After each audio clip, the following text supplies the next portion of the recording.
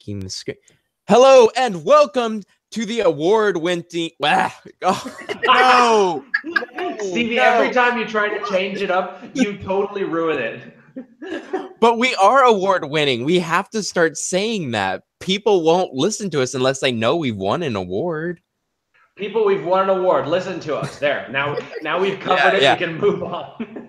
Oh, and just long story short, we are a fantasy podcast. We talk everything fantasy with your best host ever, Stevie Collier, and your not so best host, Andy Peliquit. And you should totally have reversed those rules, man. Whatever. And today we are here with the awesome TJ Muir, and she is the author of the Chandmere Chronicles. And I got to tell you guys, go check out the covers. They are beautifully done. Like, apparently she had some trouble with the covers. I just feel sorry for the artists who had to redo them because they're just so beautiful and they have really cool detail in them. Go check. You know what? The first one reminds me of the Prince of Persia for some reason. You know, he's just kind of like hopping from place to place. So I'm super excited to learn a little bit more about this series. So welcome to the show, TJ. Hi. Hello. So yeah, we've been chatting for a while. I was going to say, let's trying to back up now and think what we haven't covered from our previous chat. But yeah, so the Chandmere Chronicles. Believe it or not, I started this story or this world probably 30 years ago when I used to game. What'd you game? I actually hand wrote, with pen, pencil, whatever, line of paper, and somewhere I still have that old manuscript kicking around. But then about a year or so ago, I started to write again, and I started to realize that what I was writing intersected really beautifully, and it's like all of the old stuff got layered in. So a book that I started to write 30 years ago actually came to fruition in the last 12 months. It was kind of cool. Yeah. So you started the Chandmere Chronicles a year ago. Yes, the first book. Well, not this last January, but the January before that. So 2016, I did there's a group called 90 Days to 85,000. It's basically to write a novel in 90 days. And so I was working on a piece in that. And then, so I have book 5 already written. And out of it, I started to do character sketches for my minor characters to try and add more layer into my world and my backstory. And there was this one character, Jeddah, who shows up for like 2 pages. I mean, it's a small piece. And out of the character sketch that I wrote for him, I have 4 books. Wow. Wow, it's such a cool name too. So this backstory just grew and grew and grew. And out of Jeddah's backstory, so I have On Borrowed Luck follows one character, and then 2 and 3 I actually wrote beforehand. So all these people, all of my readers were like, "Oh, I can't believe you did that to your main character." And I was like, that already happened to him long before I wrote his book, because again, I seem to be writing in reverse. Like I write a book and I create a character, then I realize I need to go back and tell that story. And I have to go back and tell the story before that. I got the first 3 books out. I think I'm finally at a place where I'm consistently moving forward as opposed to jumping backwards, which is kind of nice. Yeah. So you'll go back and, in the middle of your story, you'll have introduced a character and then you'll write a book for that character. Is that what you're saying? Well, yeah. Well, in other words, I wrote Before Luck Runs Out. And then I wrote Between Luck and Magic. And then I realized I had yet another book on Borrowed Luck. So 2 and 3 were written. And then I wrote what is now book 1 afterwards. So it was like they were written out of order, but then I re-released all of them with the new covers in the sequential order. It's almost like Star Wars. Yeah. Okay. Yeah. That's something I can definitely follow. 4, 5, and 6 were done. And then 1, 2, and 3 were done. So it wasn't intentional, but it worked out really well because I created a lot of backstory that went into my first book. And so what is the Chandmere Chronicles? What is it about? What is it about? It started out with a what if. And it started out with like, what if we lived on a slightly higher plane where magic was real and the gods were more a part of our world, and astrology and other etheric kind of sciences or arts had more effect. So that was the kind of premise of where it started. And there's humans, I'm going to use the generic terms. There are humans, there are elves, there's a race of demigods that is somewhere in the background. But what I really came to realize that it's about is it's a lot about the disenfranchised, and it's about the roles that power play, and what is power and how does power affect people. Yeah, I could. It's a big part in my novel as well, how power can affect people. And well, in mine, it's in a very negative way. So it never really ends well. Yeah, you know what? I know this is a little bit off topic, Andy. If you're a fan of the Fantasy Fiends podcast, you're really here just for Stevie's tangent hour. I was interesting to see where Stevie takes it. No, Andy, you'll find this comical. So, TJ, my book is like bad, like not bad, and it's oh god. I really hope someone didn't stop listening at that point. My book is like naughty bad, like it has some bad stuff in it, right? It's dark fantasy. Vivisection, a little bit of sexual content. Anyway, I just found out that one of these sweet, sweet ladies that I know, she's very Catholic, like almost a nun. And my grandma shared my post because The Four Territories became a bestseller. And she said, "Oh, I'm going to read it." And I was like, how do I reply to this? How do I tell her, don't read it. Don't buy it. Please don't. It's not good. She's going to listen to it too. And I'm like, oh God. Oh no. I'll never be able to go to my church again. Like I'll walk through my pen names. We have what? Pen names. Yeah, right. I had some people trying to tell me to do a pen name, and I might do it for my barbarian romance that I want to write with Andy. Yeah, that's going to happen. This is actually the first time hearing of this. So, you contacted me through your dreams about it, and I was really into it. We were really in sync last night. For people who are listening and don't know, that did not happen. Okay, well, back from my tangent. So today we are talking about gender roles, and what's great about gender roles is I have no clue about them. I'm super ignorant about them. So today is going to really, I guess, part of my French, I'm going to show my ass. Is that right? Is that how you say it? I'm going to show my ass? In English or in French? In English. No, in English. I've never heard that expression before outside of a streeters group. So when you say you're about to reveal your ignorance on something, isn't that what something they say? I have never heard anyone say that. However, I don't live in Texas, so I don't know what they say with y'all. Okay, I got you. With y'all. So gender roles, and this was a topic suggested by you, TJ, right? Yep. So as I was saying, you're initially one of my predominant themes is the role of power. And I have kind of multiple systems of government in different cultures within the world.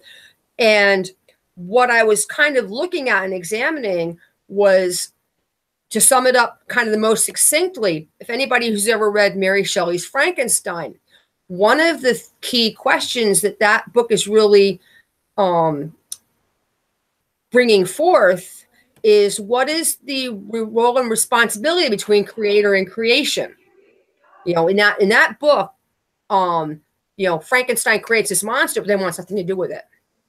You know, so anyway, so what is the role and responsibility between rulership and the ruled?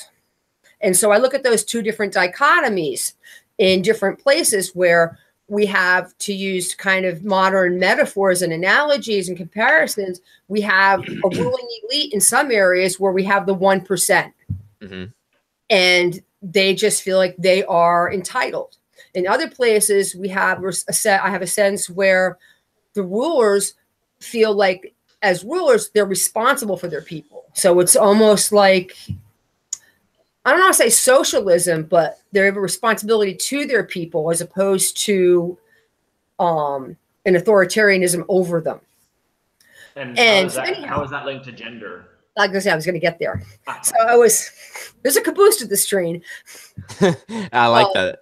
So I was looking at one, like I said, my first 2 books. And one of the things I realized, I'm writing all these things about power, and I was like, where are the women? Okay, yeah. So you said you're really not an expert on gender roles, but you really are. And I don't mean this as an insult, because we all are in our blind spot, because we are in, and actually with all of the Me Too things going on right now, it's a very relevant topic, because we are very expert in what we are so accustomed to that we kind of have a blind eye to. Okay, and yes. My comment earlier was, the majority of fantasy is written in the European medieval model, and it's patriarchal, very patriarchal. Yes.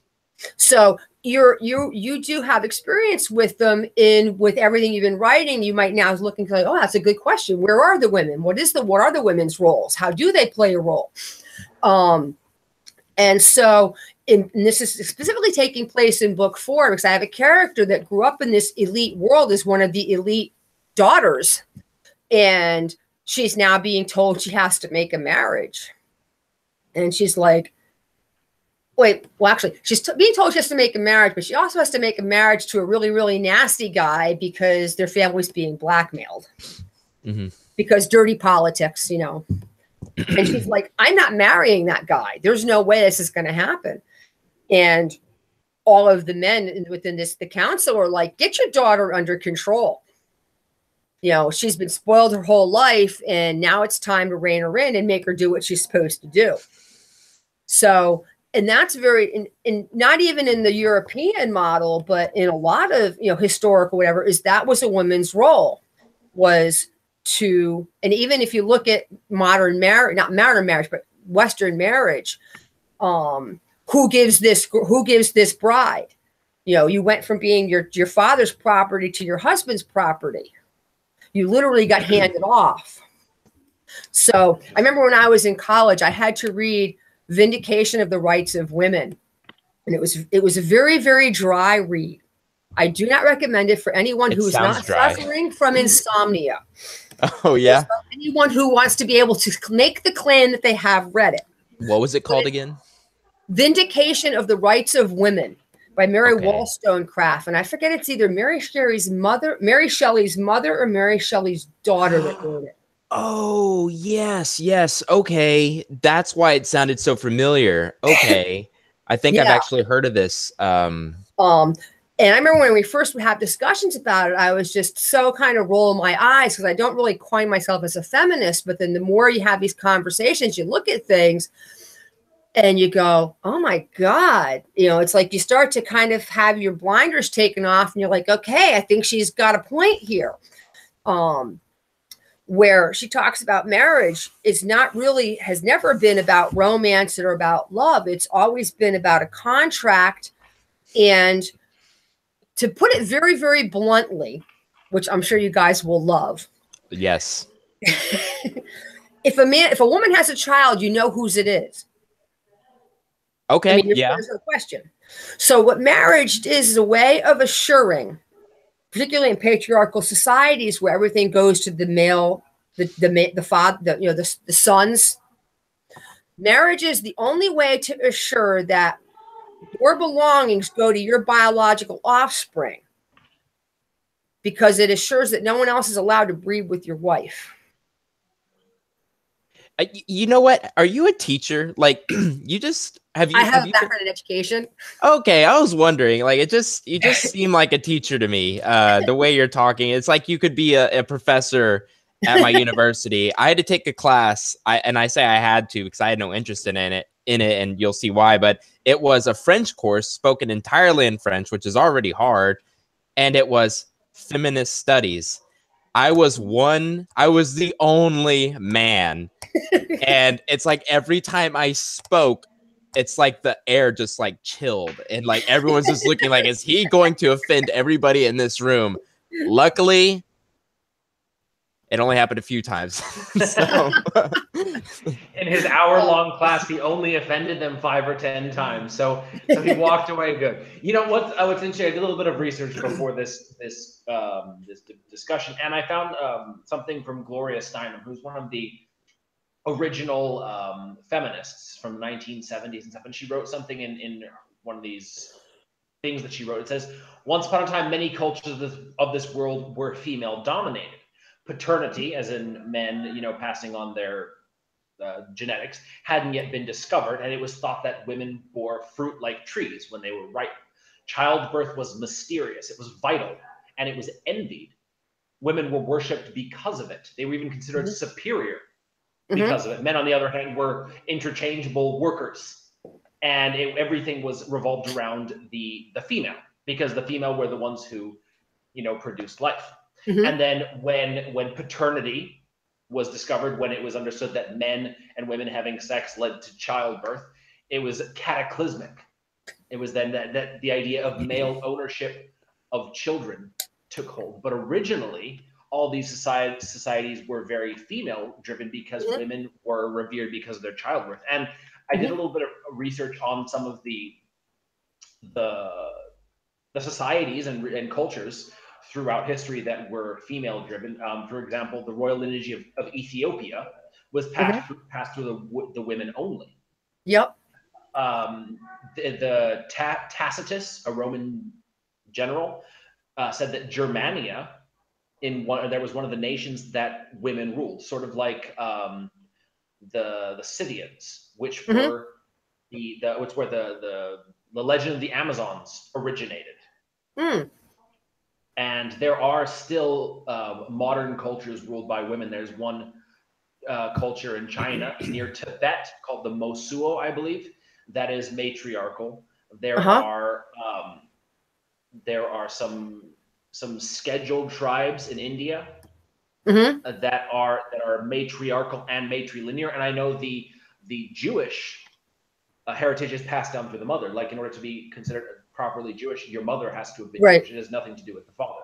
Right.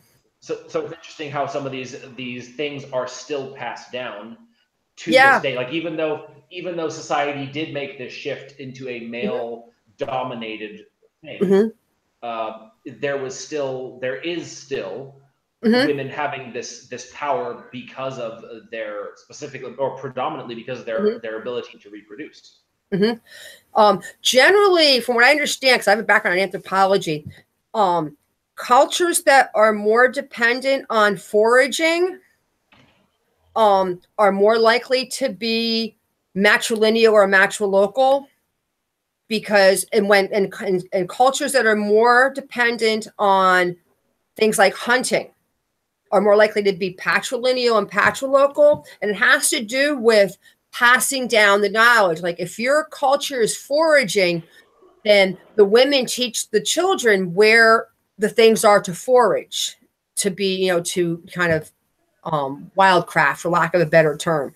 So it doesn't make sense for the daughters to leave the tribe. Whereas same thing with hunting, since the men tend to be more the hunters in cultures that are hunter-gatherers, the fathers teach the sons where the herds are and how to follow the herds. And so it's more likely that the sons don't leave the tribe. It was interesting that in that Gloria Steinem article that I was referencing, she mentioned that like you were saying, the hunter-dominated tribes were ruled by men, and the gatherer-dominated tribes. But then in these gatherer-dominated tribes, there was not as much warfare. But then when the hunters sort of took over, that's when there was that warlike mentality, and that's when things really got patriarchal, because that's when, you know, men, because of their physicality, because of men, that sums it up, just because of men. because of their physical bodies, you know, being larger, stronger, faster, they were the ones who became the warriors, and they protected the women, and that's when that shift became really visible. Right. It's funny, I mean, kind of as a bit of a tangent, but in talking in terms of gender roles and how they play out, because jumping tracks a little bit, but there was a kind of a survey that was done. I don't know if you guys ever come across this. It said, you know, they surveyed a lot of men and they asked men what they were most afraid of. You know, as far as women, they said that women would laugh at them. You know, that was kind of their biggest fear. When they asked, you know, women the same question, what their greatest fear is that they'll kill us. That men will kill them? Yeah. Whoa. What's the greatest fear for men? That men could kill them. But anyway, you say when as a patriarchal, you know, when you think about that, the traditional roles, especially in kind of historic Western culture, is that men are strong, men are the hunters, men are the ones that are the protectors. But what's the flip side of that is that by being the protector, you also have the potential to be an oppressor. Mm-hmm. Whoa. I like that study. That's really interesting. Isn't it very eye-opening though? You think about it. Men's greatest fear that women will laugh at them. And what's women's greatest fear? They will kill us. Like laugh at them as in not like at their jokes, but at okay. At their manhood. At their manhood. Well, okay, that's pretty scary right there. It wasn't my first thing. I think mine I don't know what mine. You don't want to know about your thing, Stevie. Well, I'm curious now. Don't pull your thing out on the show for the women to laugh at, young man. You know what? 3 times a charm. Aaron mentioned the Dahomey Amazons, which I'd never heard of before, and they were an all-female military regiment in the kingdom of Dahomey in the present-day Republic of Benin in Africa. And they were similar to the mythical Amazons. And they were all women, and they were pretty badass. I'm looking on Wikipedia because that was the first result, and it's a pretty interesting thing. Not only were they warriors, but they actually took a role in the Grand Council of their kingdom, and they were the ones who favored the trade in palm oil above slaves, and that set them at odds with their male military colleagues, because slaves was making a ton of money back then. But the women were like, no, let's change up our economy. And it's kind of interesting. It's a pretty fascinating group of people to read up on. I wonder what the correlation or connection would be between matrilineal cultures and cultures with slavery. Like, I wonder if that's more of a is that something that goes more with patriarchy, or is there any connection at all? That does seem like the sort of thing that men would promote. It's that sort of dominance over someone else, because women, their way of asserting dominance is very different from males. Males are much more aggressive, much more straightforward. Women have a different way of asserting dominance. So in a way, that physical ownership of someone as property, sort of like how men, I take this woman. Yeah. In that sense of ownership, it would sort of be that same ownership in a patriarchal society, and probably far less common in a matriarchal society. Something else I kind of tap on in the book. It was interesting. I don't know if you guys have you seen the show Harlots on television? No. I don't even really watch TV anymore. Like you said before the podcast, TJ and I talked about how we don't have time to read anymore because we're always writing. And that's why I think a lot of authors use Audible. But yeah, I just don't watch a whole lot of TV anymore. But Harlots? I do tend to get sucked into television. I watch a lot of things on my laptop. When I'm multitasking, but then I tend to get distracted. Anyway, I brought it up because Harlots is a really well done show. I'm not sure if it's HBO. I'm not sure who put it. It's not a network. It's either like HBO or Netflix or Hulu or something. But one of their comments was... It is Hulu, by the way. Is it Hulu? Yes. That 1 out of every 5 women made their living in the sex trade. What? To this day? Not today. It was like maybe I think it was like 100, 200 years ago. I don't know I forget what year it was where it takes place. And it's a really well done show, but that's a really kind of startling statistic. Terrifying. Yeah, 1 in 5. And I'm pretty sure that was a historic figure. They weren't just making that up. I mean, it sounds like it might have been even higher. I wouldn't have been surprised if it was higher. Back in, well, actually, I'm thinking medieval ages. So, but yeah, anywhere from medieval to ever, because you think of how long. I mean, granted, when you look back at like Sumeria and Babylon, women had a fair degree of, I don't say freedom, because that's I don't know if that's the word I want to use, but in terms of what they were allowed to do, they could own businesses. There was a lot of codification of what rights and and things they could do.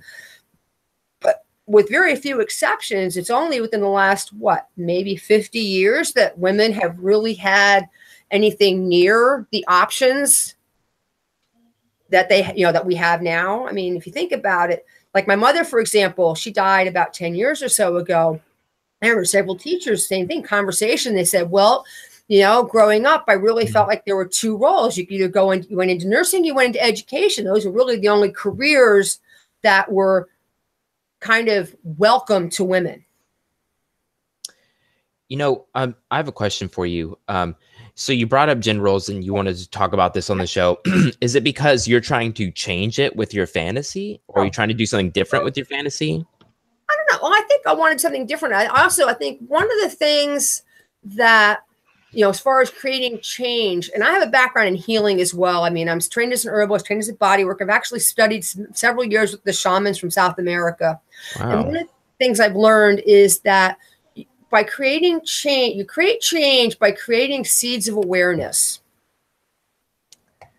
That sounds like the law of attraction. It's not really. I mean, the law of attraction, and I don't disagree with the law of attraction, but I have, what's the word I want?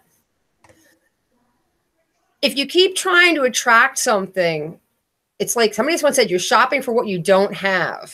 And what you want to do is you want to focus on abundance and what you do have and find ways of creating more of it. It's kind of hard to explain. And that's a whole side topic of conversation. I don't want to divert too far from it. But in the same way, when we first started, you said you had no basis in knowledge of gender roles. But in fact, you actually do. You're just not aware that you do, because you have all your gender role biases and preperceptions that you've been carrying your entire life. You're just not aware of what they are. So say, for example, in the book, I have, like I said, I'm going to use the term elves for lack of a better term. Please do. And in their culture, one of my main characters, they're being chased by assassins. So they go and hide out. And one of the things, he hooks up with this girl, and she kind of hits on him. He's like, kind of feels awkward. And he's like, okay, well, I hope I haven't just broken any rules here. And he ends up hooking up with her again. She kind of comes on to him. And so anyway, later on, he's talking with her cousin. He's like, well, I hope you're not mad at me. He's like, well, why would I be mad at you? He's like, well, because me and Trellin. And it's like, well, Trellin's a grown person. She can make her own choices. Or he says, well, Trellin chose. He's like, what do you mean? It's like, well, it says, well, in case you didn't understand, you didn't know that with the Fenrir, the woman always chooses. The woman always makes the first gesture. That it's very deeply embedded in their social codes that men never make the first move in a physical encounter between a man and a woman. And he thought about it and he said, well, why is that? He says, because the one way to ensure at a deep cultural level that a man never mistreats or misuses a woman, akin to say rape or force or coercion, is to have it socially abhorrent for the man to make the first move. Interesting. One thing that I noticed a lot in movies and TV shows in the last 5-10 years, probably fewer than 5 actually, is that more and more the women are the first ones to make the move.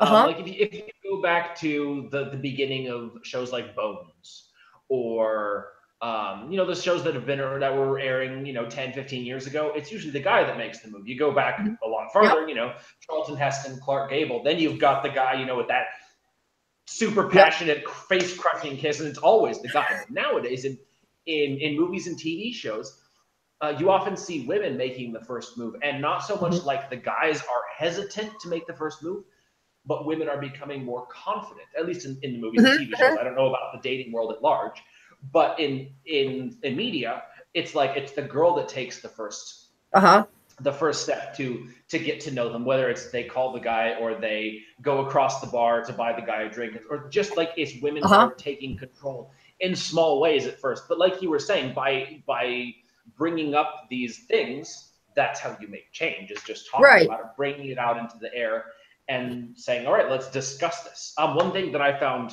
interesting was that there was an actual article about the new Doctor Who, the female, saying that she insisted on equal pay, on pay parity. Yeah, I just saw that. Why wouldn't she get the same pay?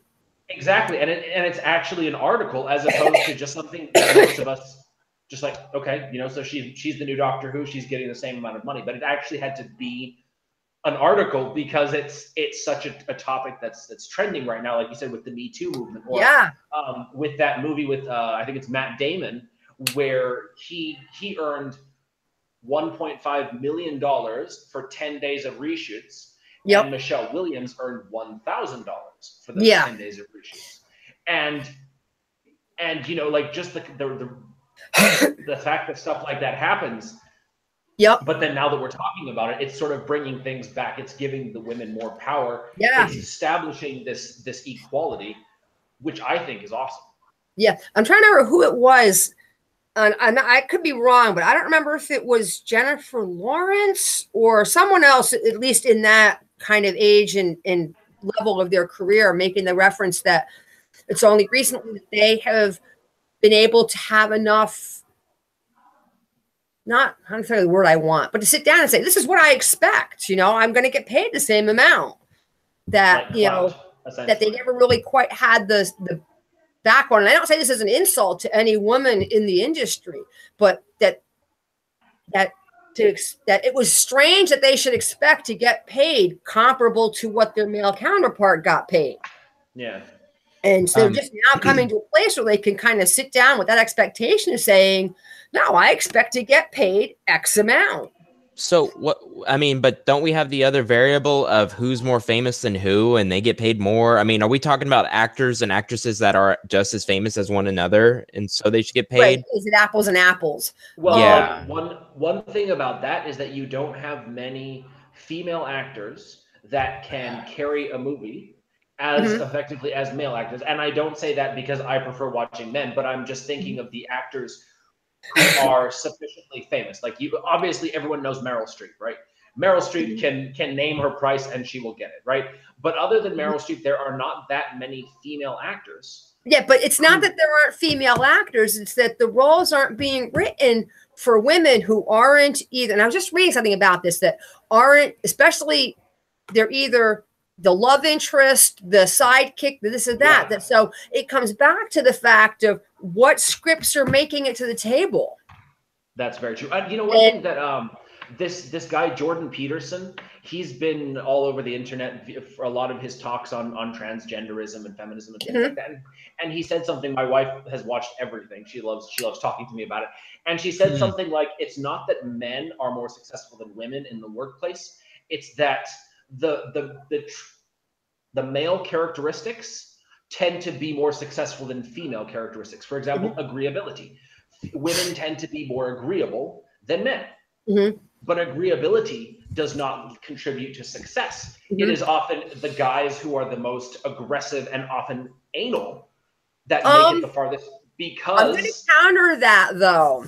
I'll send it to you. I have it somewhere, but it's really interesting. And it happened kind of inadvertently. There was a woman, she had come some kind of a job as either, I don't know if it was a sales rep or I forget what she did, but what she did, she and a male coworker, apparently accidentally their email signatures. Oh yeah, I read that one. Did you see that? And she said, I did. And the man said, oh my God, you know, nothing else had changed, but all of a sudden, everything he said was being questioned. You know, he wanted to go over his head, you know, I mean, and she's like, I had the easiest week of my life because everybody she was dealing with thought she was a man. So I don't know that it's a matter of those traits are more successful in the workplace. I think there is some element of that, especially if you look at things like our banking industry, you look at our movie making industry, and you look at our financial industry. And I don't know if you ever saw things like there's a movie, The Smartest Guys in the Room, that looked at the power shortages. And like, I think it was The Wolf of Wall Street. There's been a handful of movies that have been done that have really kind of given a bird's eye view to the culture in our economic industry, and it's frightening because they're like addicts in terms of buying and selling in that kind of cutthroat mindset. And maybe if there was a way of toning that down, we wouldn't get into the bubbles that we get into. So I think there's definitely something to be said for that. There's a culture that is much more conducive to the male psychology, neurology. Neurology. I don't want to say go-getism, but that the kill. That they're out. But then, like, for example, in Wall Street is a great example. Wall Street is so fast-paced.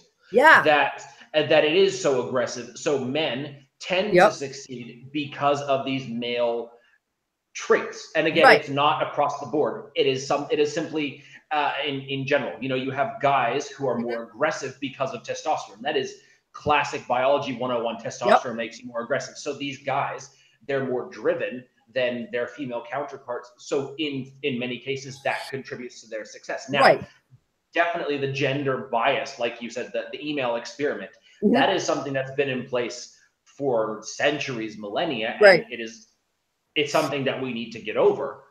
But in many cases, just this, the difference in success can often come down to basic differences between the physiology or the neurology or psychology. Right. Particularly since in a lot of times in our workplaces, a woman can say the same thing as a man can say, and yet where a man is perceived as assertive, a woman is perceived as bitch. You know what I mean? So how we perceive and receive things are definitely also kind of biased by a gender.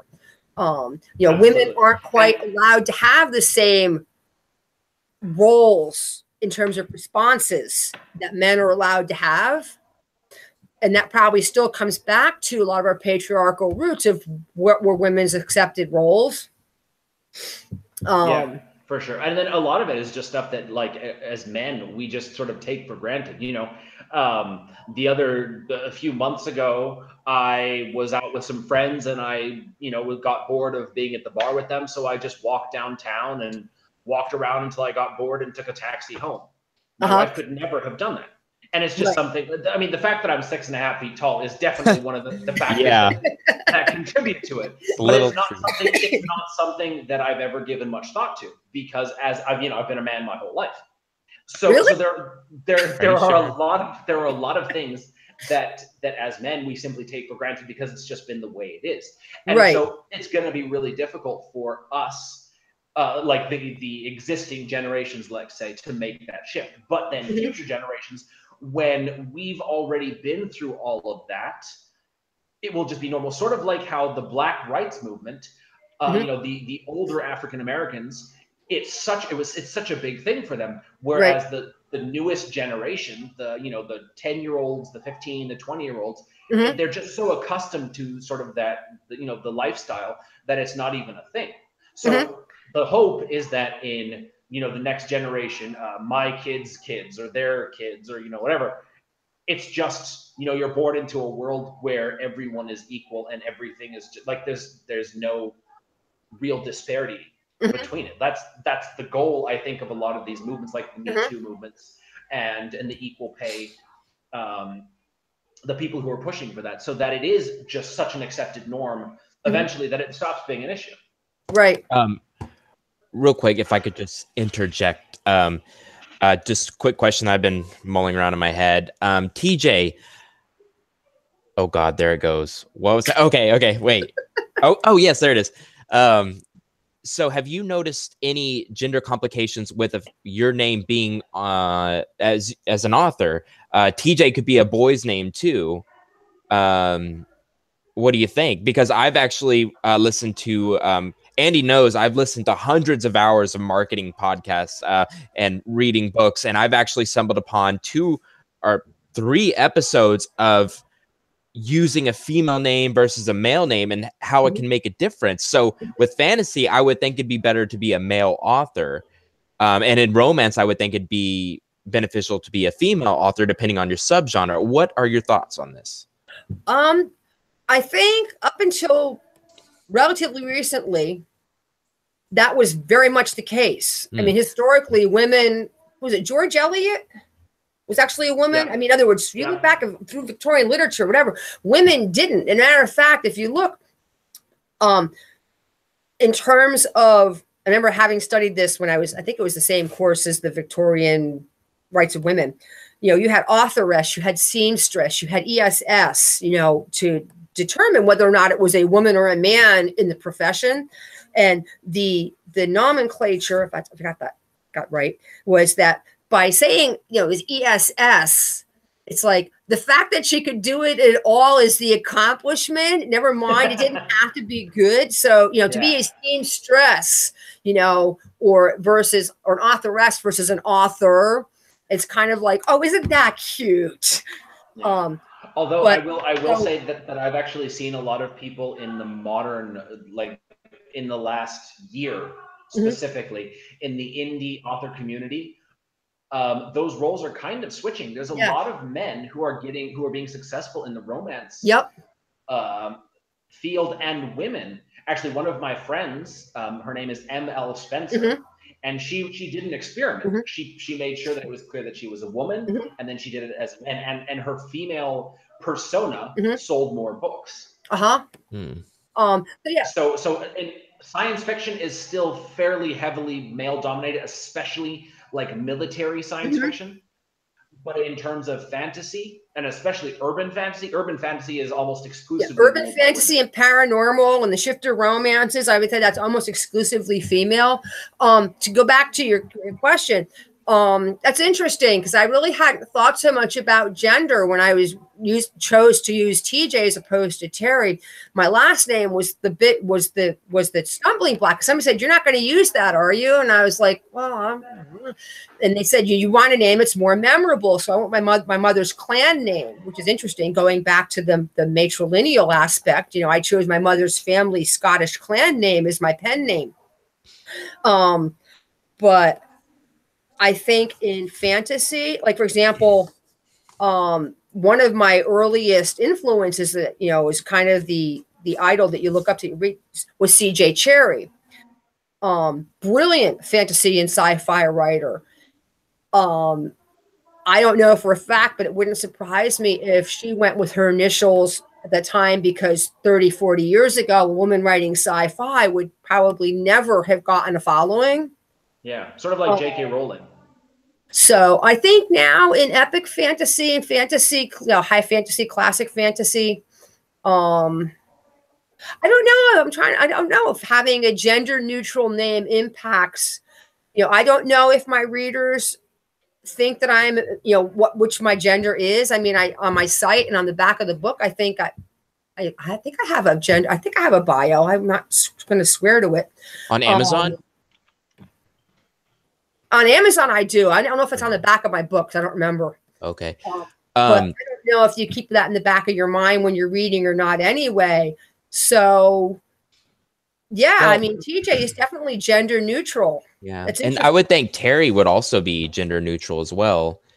Or is it not? With the RI, it's traditionally, not always, it's traditionally female. Sort of like Andy, is it? Okay. A-N-D-I is almost exclusively female, and with the Y, it's male. Because my name is unisex as well, Stevie. I've met more women who are named Stevie than I have men.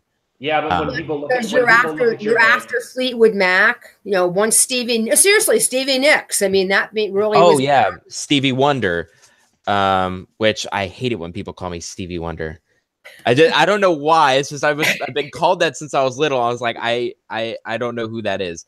What's he do? I always thought he was a basketball player, but that was Stevie Nicks. Stevie Nicks, Fleetwood Mac, singer. I don't know what I'm talking about. I didn't know. I just remember being little and I was like, just call me by my name. Fleetwood Mac. Yeah, I've heard of them. Oh my god.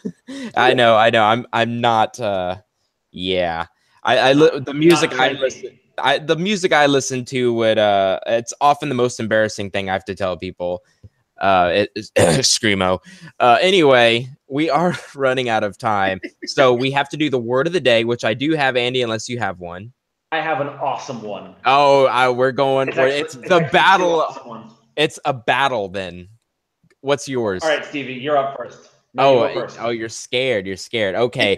Well, mine is ignoble. Yes, ignoble, and it's an adjective, and it means not honorable in character or purpose. And you can say, wow, he has really ignoble feelings of intense jealousy or ignoble feelings about what, you know what I mean. Andy, what's yours? The word of the day is what? Gynocratic. Lame. Is what?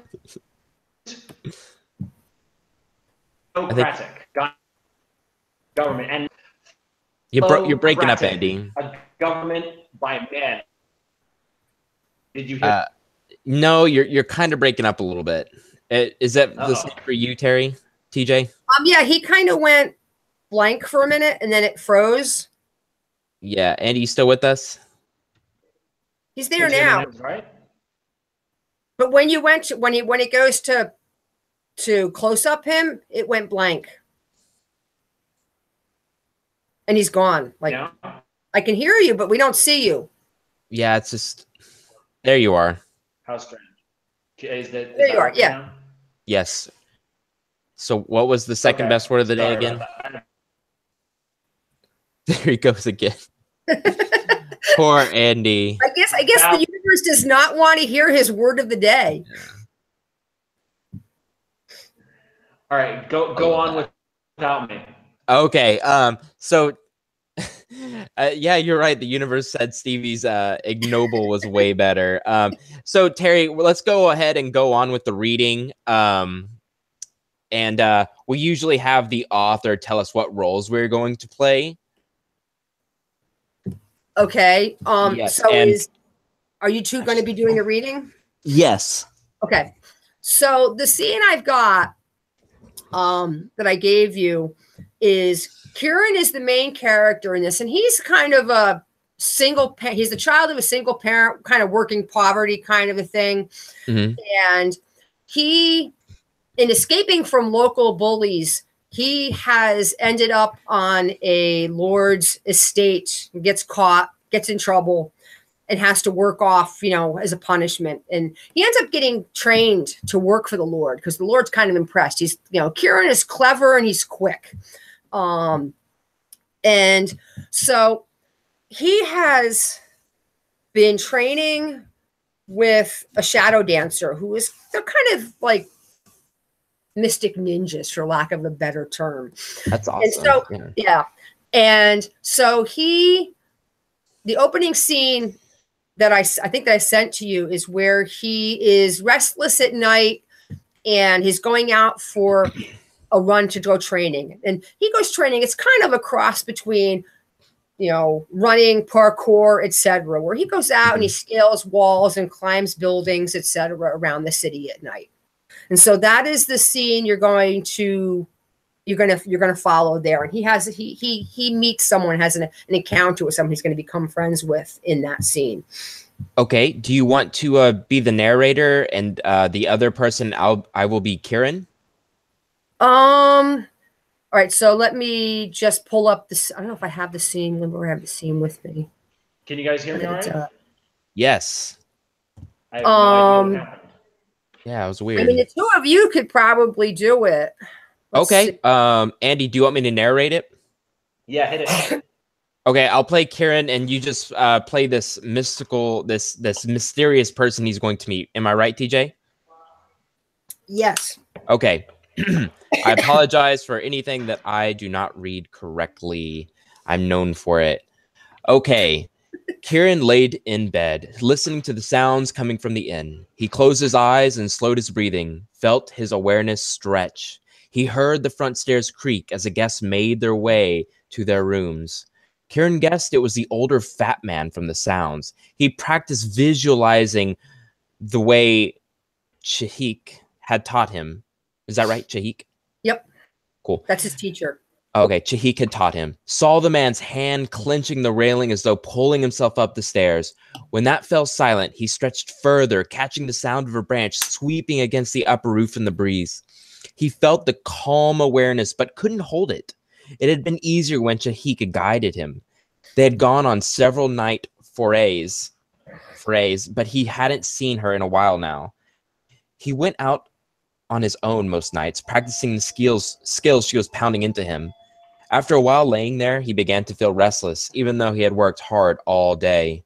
Always in the back of his mind was Hakar's task. He had a lot of questions, and he still didn't know how he was going to manage it. Should he try to get a position on the estate so he could gain access, or at least get closer? That could take longer than he wanted to spend. He decided he was just going to have to find a way to get into this house on his own. That was going to require stealth. No, finesse, he corrected himself, using Chahik's word. It was definitely going to require better skills than he currently possessed. Kieran tossed the covers back and slipped out the window. He headed into the city in search of challenges to practice something new. Near the market square, he found a wall to scale. It was one of the few rough stone walls he could think of. He practiced getting his fingers to grip in the tiny cracks and using his toes to find the ledges. After 2 slips, he made it to the top of the wall. He stood on top, looking out across the city. He ran along the top of the wall, practicing his cat feet until the wall came to an abrupt halt against a building. Soft light glowed dimly from a few of the windows. One window was close to where he stood. A quick examination told Kieran that he could probably use the framing around the window to make it to the roof. He got a solid grip with one hand and found a toehold. Moving his free hand to grab the rough stone, he let go with his other hand and reached up to grab the overhang. He had a moment of panic as he realized he was hanging on the side of a building in the middle of the night. It wouldn't be enough of a fall to kill him, but he forced the thought out of his head and focused on his destination. He lifted his foot to the next stone and hoisted himself up. The stones around the window were slightly staggered, much easier than he had expected. Most people would climb in the window, not over it. A very casual, amused voice sounded right next to him, soft and high-pitched with a slight lilt. His grasp slipped, and he felt himself begin to fall. A hand grabbed him, pulling him inside before he fell. He landed in a lump on a soft carpet in a room that smelt like lavender. Lucky I was there. The voice said, as the hand that had dragged him inside helped pull him to his feet. If you weren't there, I'd not have fallen, Kieran said, annoyed as he straightened up and sorted himself out. Another laugh. Fair enough. What were you doing out there anyway? I was just out for a walk, Kieran said, shrugging one shoulder, a bit annoyed that someone interrupted his challenge. That brought a rich, full laugh from his host. Do you always take your walks like this? What's the fun of walking on the road?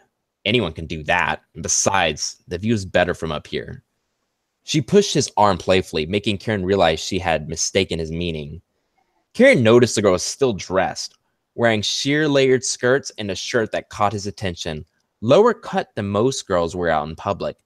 But then they were in her bedroom, he realized belatedly, and not out in public. He prayed the girl didn't have a vigilant father lurking nearby. So I'm not the only one awake this late, Kieran said, struggling to make conversation as he wondered how to extract himself before he got into serious trouble. Oh, there's plenty of folks up and about at all hours, she said coyly. Kieran glanced towards the door. At least it was closed. I should probably be going. I wouldn't want to get you in trouble. That earned him a furrowed brow. In trouble? How would you get me in trouble? She asked. Kieran shifted to his other foot, leaned against the edge of a table, knocking over a small statue of the goddess of the moon. His quick reflexes kept the statue from falling, and he placed it back in its spot as he stood back up and moved away from any further potential calamities. Well, I suppose your parents are asleep, but I don't think they would take kindly to finding a strange fellow in their daughter's bedroom. That was met with a howl of laughter, which she stifled by turning her face against her arm. Kieran jumped as the door opened, ready to leap out the window and take his chances for the wall. Everything okay in here? A head poked through the door. Oh, sorry, I didn't think you had guests. I'm fine, Lily, she said, still trying to contain her laughter. Who's your friend? I actually don't know. What? Lily sounded surprised hearing that. I have no idea. He was climbing on the window. Lily's head withdrew slightly as she eyes Kieran for any sign of danger. It's okay. I don't think he intended any harm. He just said he was worried about waking up my parents. Now both girls were laughing. Karen looked back and forth, trying to understand the joke. Laddie, Oh, been sorry. some long times since Fern left her mum and dad's. Lily said, shaking her head. Just where do you think you're at, anyway? She added. Kieran blinked, started to lean against the small table, but stopped himself before a disaster ensued. His mind racing as he tried to figure out what he was missing, or at least come up with a clever response that hid his ignorance. He fumbled with the statue again. Then the inner light went on. He looked up, back and forth between Lily and Fern. Oh, single word, feeling foolish and embarrassed as his mouth went dry. They both looked so normal, so ordinary, nothing like the overdressed girls down on the docks. If he had seen either of them out on the street, he never would have imagined they were prostitutes. He glanced around the room again. The scented candles, the soft curtains. Someone had gone to a lot of work to make the room feel comfortable and romantic. Lily barked a laugh from the doorway. How in the nine hells could he be this clueless? Did his friends drag him here without him knowing? Playing a prank on the poor git? Fern shook her head. Nah, he fell in from the window. Now it was Lily's turn to howl with laughter. Shh, Fern said, as Lily stepped into the room and closed the door. I want to explain that one. Lily asked once the door had clicked shut. I don't think Shorty will look kindly on guys sneaking in. Hearing that, Kieran's heart skipped a beat. Would some giant brute burst through the door, protecting his property? He edged closer to the window, deciding it might be time to make a polite exit. It's okay. Shorty just... Don't try it. Fern spoke very casually about the nature of her work. I think you've got a babe, hain't no experience. Look at the lad blushing, wishing he could just crawl into a hole about now and not into your nice soft bed. Lily added. Ain't that a first? Shush, you. Fern said. Then she turned to Kieran. We can walk you down to the front door if you like. What's your name anyway? Kieran? What a pretty name. Goes with those lovely freckles. Kieran didn't know what to say as he glanced toward the window, trying to recover himself. That's okay. I can manage. Now that he had decided and said it out loud, his mind focused on that and not the two girls who blatantly were sizing him up. He stuck his head out the window, measuring the distance back to the wall. It was a short leap that he could make. He looked down and cringed at the image he had of him crashing down to the alley below. He stepped up onto the window ledge and hopped back to the top of the wall. Two heads popped through the dark window as he landed on his feet, going down into a crouch to use his hands for extra balance. Come visit again. Fern called out as he stood up. Just call out before you come climbing in. Or better yet, Lily added. try using the front door. Awesome. That was so good. Very cool. It was a fun read. I really like Kieran. I do like Kieran. Yeah, he said he really became a fan favorite. He doesn't fare so well later in the books, and if I had known how good a character he was going to be, I probably would have written them differently, but his fate was already sealed by the time I wrote this. Really? Well, that's sad. But he's not done. I mean, this is fantasy, so there's still a plan. Like even though he's kind of written out right now, he's not done. Yeah, he kind of reminded me of me in a small way. Just a little bit.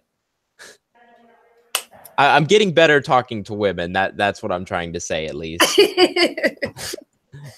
But yeah, he is very endearing to women because he's fairly good looking, but because he's a little shy, he's a better listener. Mm. And so women have a chance to kind of not feel as intimidated by him. It's like I remember, everybody's talked about it. I'm not trying to be not politically correct here, but some of my best friends have been my gay men friends. Mm-hmm. Because you can get to know them without any. Yeah, I understand what you mean. Definitely. There's not a sexual tension, I guess. Yeah. And so, and not that Kieran is either gay or bi, but because he's so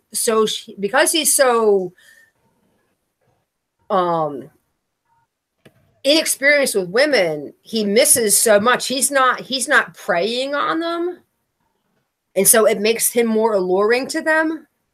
Yeah, I think I would have done a lot better in that situation. I would have been unbuttoning my shirt or something. I don't know.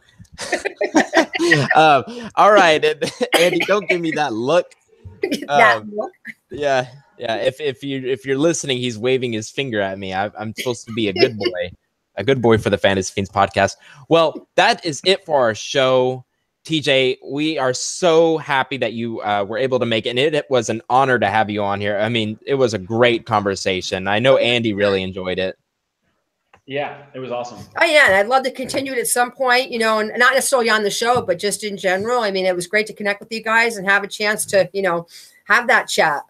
I definitely learned a lot. And that's something I really enjoy about the Fantasy Fiends podcast is I always leave learning something. Most of the time, a lot of things. So it was really nice talking to you. And I just knew you were a teacher. I just knew you had that education background and just the way you talk. And yeah, it was very apparent. Andy is also a teacher too. So it's cool that I get to be with two. Oddly enough, I did teach for about a year and a half. So, and yeah, I was like, long. I do have a master's degree. I basically got a master's degree and I got to the point where I understand why I hated school when I was in it. But now I can explain it with bigger words.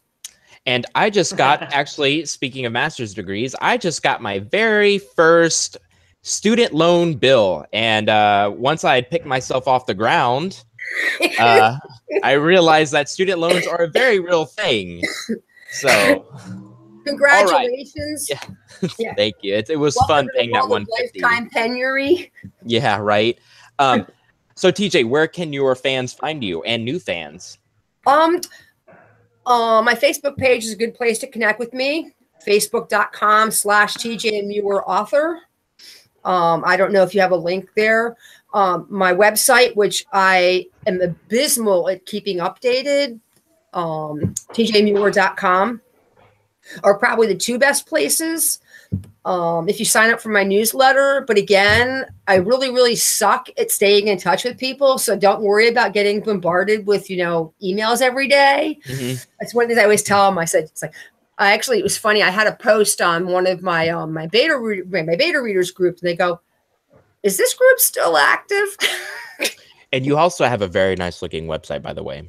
Oh, thank you. You're very welcome. All right. And Andy, who will we be having next week? If you know. I believe our guest of honor will be Jennifer Gray. Jennifer Gray. All right. And we don't know what we're talking about yet with her. You'll think of something? Yes, definitely. Absolutely. All right. Well, TJ, thank you so much for being on. It was a pleasure. And also viewers, listeners, thank you so much. Please hit that like button, subscribe. We really appreciate it. If you are through iTunes, it would mean the world to us if you left us a review. You can also leave us a review on Facebook. That also helps us out tremendously. We appreciate all of you so much, and we look forward to next week with Jennifer Gray. TJ, thank you so much for being on the Fantasy Fiends podcast. It was a blast. Thanks for having me. Have a great night. Yes. Bye, you guys. See you guys later.